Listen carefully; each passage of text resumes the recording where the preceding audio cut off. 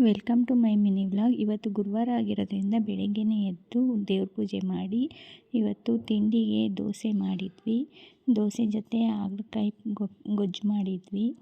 ನಮ್ಮ ಮನೇಲಿ ಹಾಗಲಕಾಯಿ ಗೊಜ್ಜೆಲ್ಲ ತಿಂತಾರೆ. ದೋಸೆ ಜೊತೆ ಸ್ವಲ್ಪ ಕಾಫಿನೂ ಇರಲಿ ಅಂತ ಅಂದ್ಬಿಟ್ಟು ಎಲ್ಲರೂ ತಿಂದ್ಕೊಂಡು ನನ್ನ ಮಗನೂ ಸ್ಕೂಲ್ಗೆ ಹೋದ.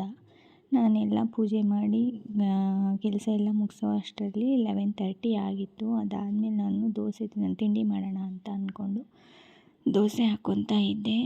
ತಿಂಡಿ ತಿಂದ್ಕೊಂಡು ನಾನು ಅದಾದಮೇಲೆ ಒಬ್ಬರು ಕಸ್ಟಮರು ಸ್ಯಾರಿ ಕುಚ್ಚು ಹಾಕೋಕೆ ಕೊಟ್ಟಿದ್ದರು. ಅದಕ್ಕೆ ಕಲರ್ ಥ್ರೆಡ್ ಮ್ಯಾಚ್ ಮಾಡಬೇಕಾಗಿತ್ತು. ನನ್ನ ಹತ್ರ ಇದೆಯಾ ಇಲ್ವಾ ಅಂತ ನೋಡ್ಕೊತಾ ಇದ್ದೆ.